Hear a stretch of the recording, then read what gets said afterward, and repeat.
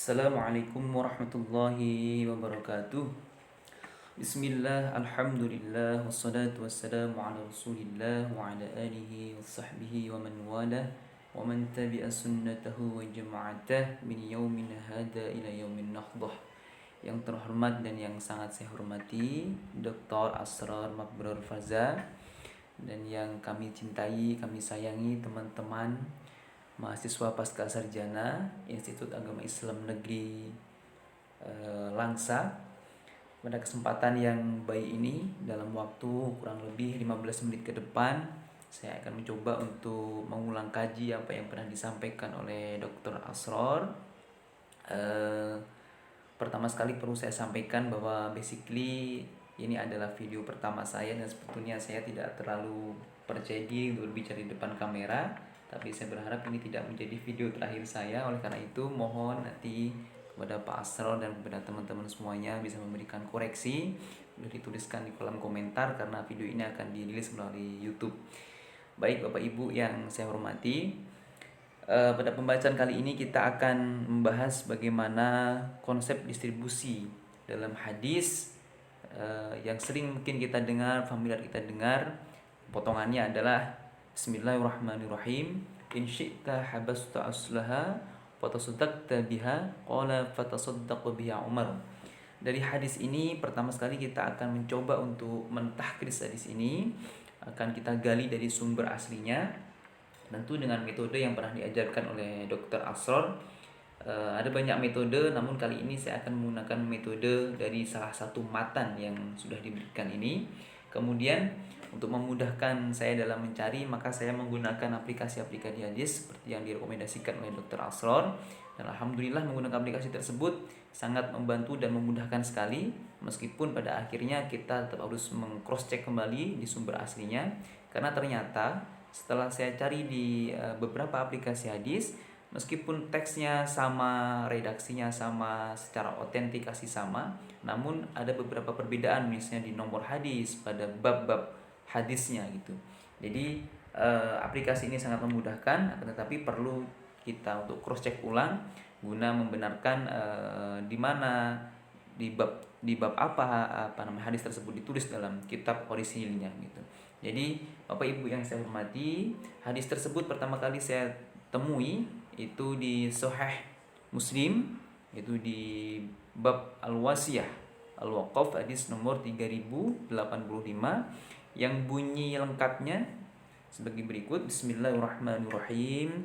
Haddatsana Yahya ibni Yahya At-Tamimi, akhbarana Sulaim ibni Akhdar an ibni Awan an-Nafi an ibni Umar qala asaba Umar ardan bi Khaybar فأتى النبي صلى الله عليه وسلم يستأمره فيها فقال يا رسول الله إني أصبت عرضا بخيبر لم أصب مالا قط هو أنفس عندي منه فما تأمروني به قال إن شئت حبست أصلها وتصدقت بها قال فتصدق بها عمر أنه لا يباع أصلها ولا يبتاع ولا يرث ولا يهاب قال فتصدق عمر في الفقراء وفي القربى وفي الرقاب وفي سبيل الله وابن السبيل والضيف لا جناح على من وليها أن يأكل منها بالمعروف أو يطعم صديقا غير متمول فيه.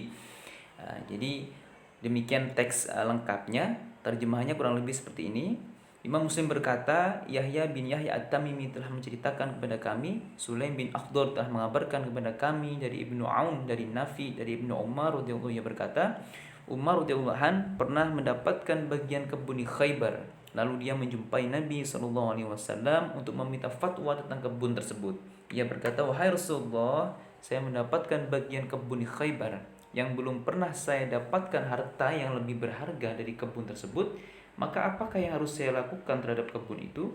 Rasulullah bersabda, jika kamu mau, tahanlah atau wakafkanlah kebun tersebut dan sedekahkanlah hasilnya.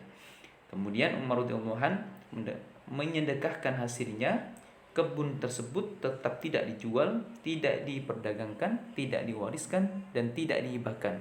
Kemudian dia berkata, Umar menyedekahkan hasil kebun tersebut kepada orang-orang fakir, kerabat, budak, sabilillah, ibnu sabil, dan tamu Tidaklah berdosa katanya orang yang mengurusnya untuk memakan sebagian dari hasil wakaf tersebut dengan cara baik atau memberi makan temannya dengan menganggapnya sebagai harta miliknya sendiri. Nah, ini hadis yang pertama saya jumpai di hadis di kitab Sahih Muslim nomor 3085. Ada juga mungkin di kitab Musnad Ahmad hadis nomor 4932 dan hadis nomor 4379. Kemudian di kitab Sunan An-Nasa'i itu di hadis nomor 3543 dan di riwayat Imam Bukhari dalam kitab Sahih Bukhari hadis nomor 2738 dalam bab 19 dalam kitab As-Surut fil Waqfi. Nah, itu salah satu ininya.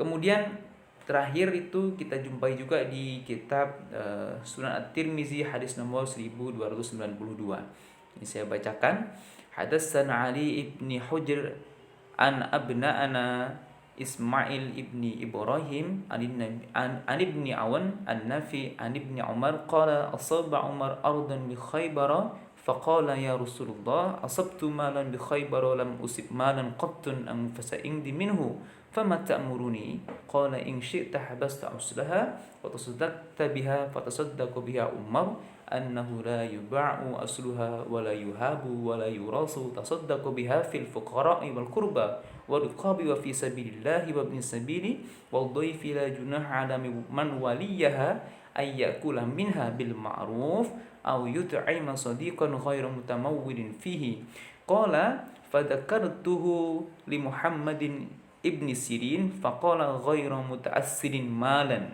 qala ibnu Aun fahadatsani bihi rajulun akhar annahu qara'aha fi qit'ati adimi ahmar ghairu hasan sahih wa amalun ala hada inda ahli ilmi. Nah, jadi kalau tidak lanjutkannya ila akhiri. Jadi kalau di Sunan At-Tirmizi hadis nomor 1292 di sini ada pendapat dari Ibnu Sirin. Ada beberapa redaksi yang berbeda, misalnya di yang pertama tadi ghairu mutamawwilin fi, kemudian di hadis yang lain itu disebutkan ghairu mutaassirin fi. Begitu juga tadi saya lupa sampaikan itu di hadis misalnya hadis Musnad Ahmad nomor 4379 juga disebutkan ghairu mutaassirin fi. Cuman secara makna sama, Baik. Lantas bagaimana sumber hadis itu kita sudah ketahui bahwa kita dapatkan hadis tersebut di Sahih Muslim, disebutkan juga di Sahih Bukhari atau Sahihain, kemudian di Musnad Ahmad dan di Sunan At-Tirmizi. Kemudian ada tadi yang kemudian memberikan pendapat yaitu Ibnu Sirin, diantaranya berpendapat bahwa hadis yang terdapat dalam kitab Sunan At-Tirmizi itu statusnya atau kualitasnya adalah hasan sahih. Ya, kita tahu karena definisi hasan sahih, hasan gharib, kemudian hasan sahih gharib itu adalah definisi yang otentik dimiliki oleh Imam At-Tirmizi. Kalau imam hadis yang lain hanya sahih, hasan, dhaif. Imam At-Tirmizi kita tahu selain hasan juga ada hasan sahih, hasan gharib dan hasan sahih gharib. Jadi hadis ini menurut Imam At-Tirmizi dia dilabeli status hasan sahih.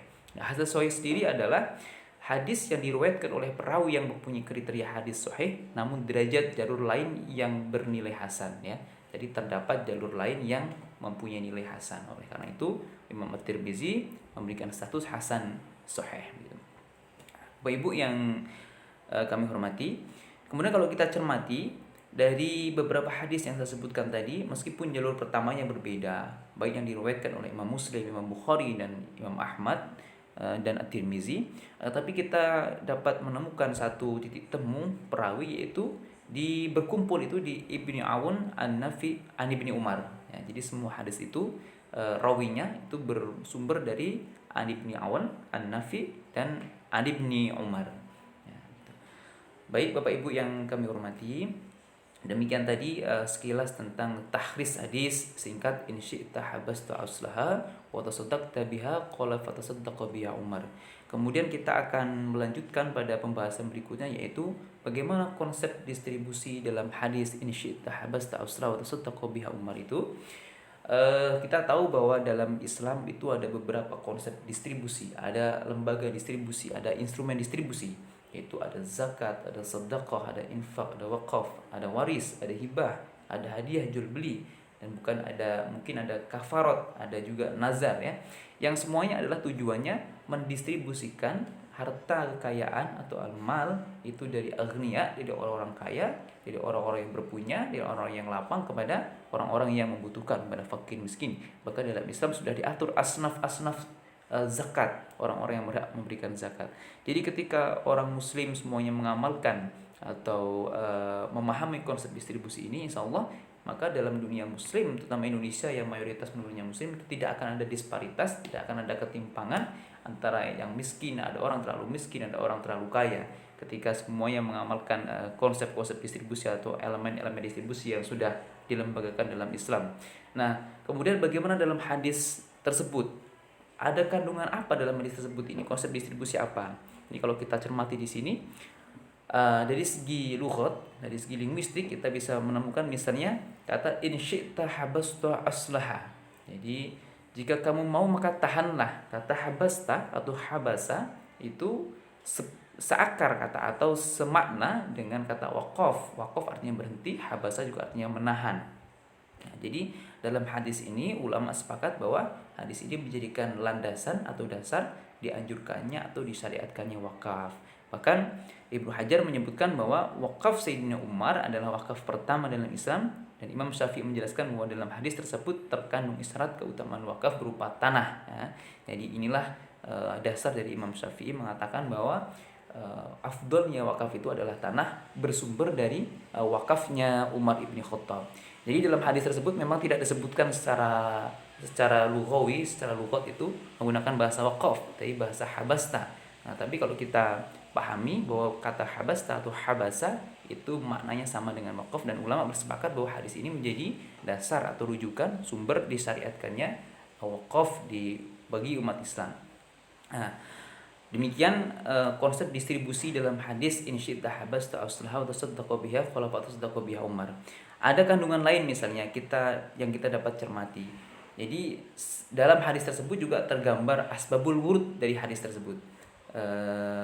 Dulu diceritakan bahwa dalam hadis tersebut diceritakan bahwa Umar mempunyai satu lahan di Khaybar, yang dimana menurut sahabat Umar lahan itu adalah lahan yang belum pernah dia dapatkan harta sebaik itu yang dia cintai. Kemudian anehnya sesuatu yang dia belum pernah dapat, sesuatu yang menurut dia sangat senangi, justru dia meminta fatwa kepada Nabi, mau saya apakan harta ini. Inilah keutamaan sahabat. Makanya dalam Al-Quran juga disebutkan lan tanalul birra hatta tunfiqu mimma tuhibbun. Tidak dikatakan satu kebaikan sehingga kamu menyedekahkan apa yang paling kamu sukai. Ini yang dicontohkan oleh sahabat Umar. Saya rasa itu dapat kita renungkan, dapat kita renungi, dan kita mudah-mudahan kita bisa implementasikan. Kita menyedekahkan sesuatu, kita tasarufkan sesuatu pada orang lain, itu diusahakan adalah sesuatu yang berharga, yang bernilai, yang baik.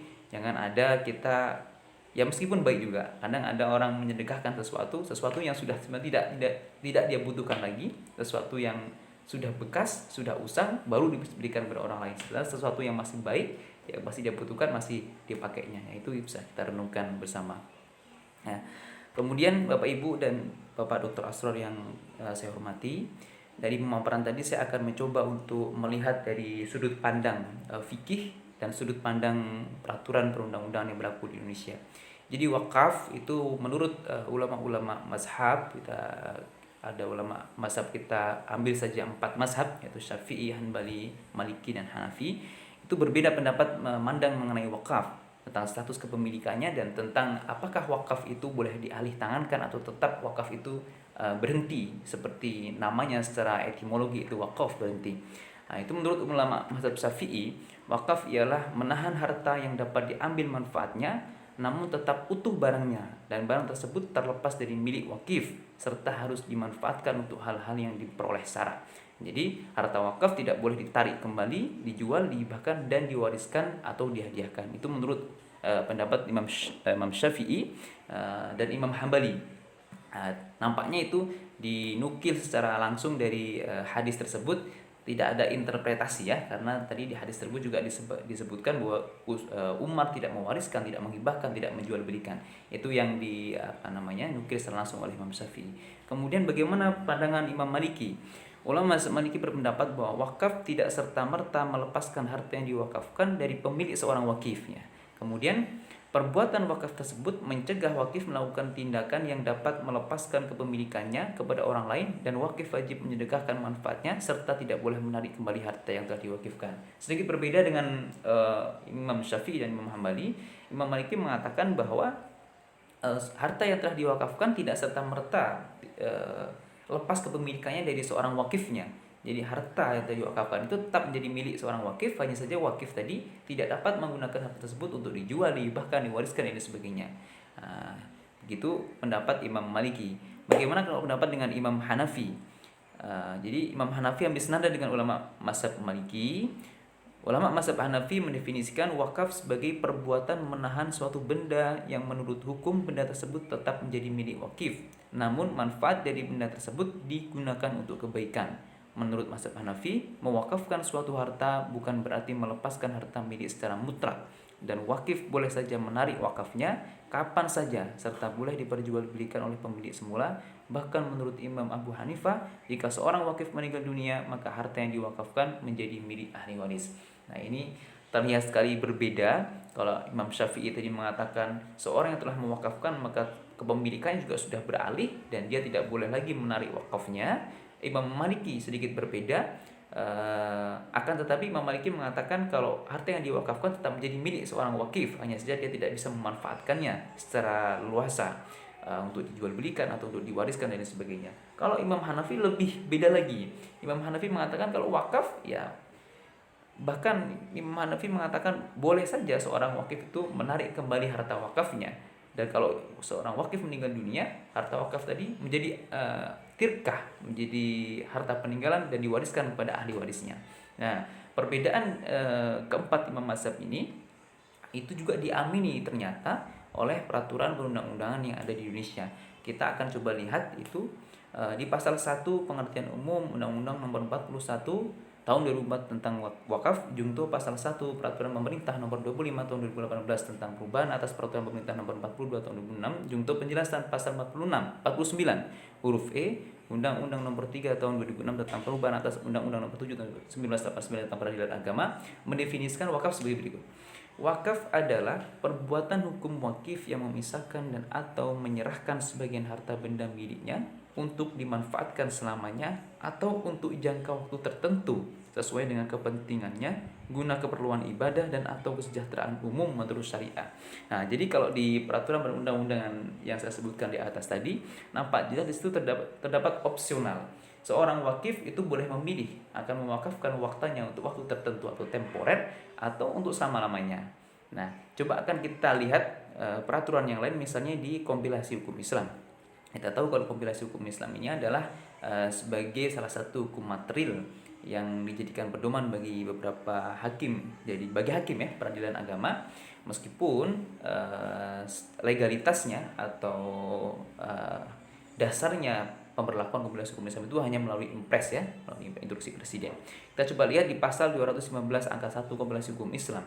Wakaf adalah perbuatan hukum seseorang atau kelompok orang atau badan hukum yang memisahkan sebagian dari benda miliknya dan melembagakannya untuk selama-lamanya guna kepentingan ibadat atau keperluan umum lainnya sesuai dengan ajaran Islam. Nah, jadi kalau di kompilasi hukum Islam ini sudah menutup pintu opsional, tadi sudah tidak ada opsi bahwa kalau seseorang mewakafkan hartanya maka ya itu untuk selama-lamanya, tidak ada opsi untuk jangka waktu tertentu atau ditarik kembali.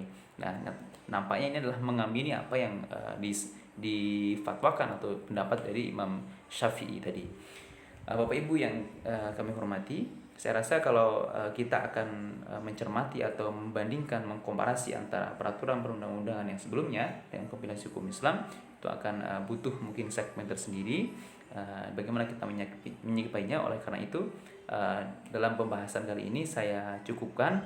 Mungkin Bapak Ibu boleh memberikan saran dan masukan melalui kolom komentar.